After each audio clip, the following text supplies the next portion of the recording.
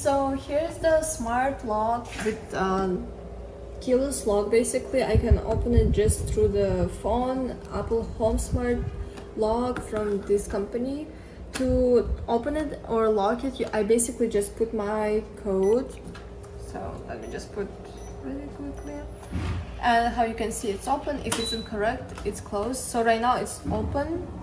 And to close it, I put again. And how you can see it's locking. And from the other side is just easily to unlock and lock. Overall, it's really convenient, and especially if you're not home, you can check if someone opened the door as well, which is perfect. And I think it does a great job.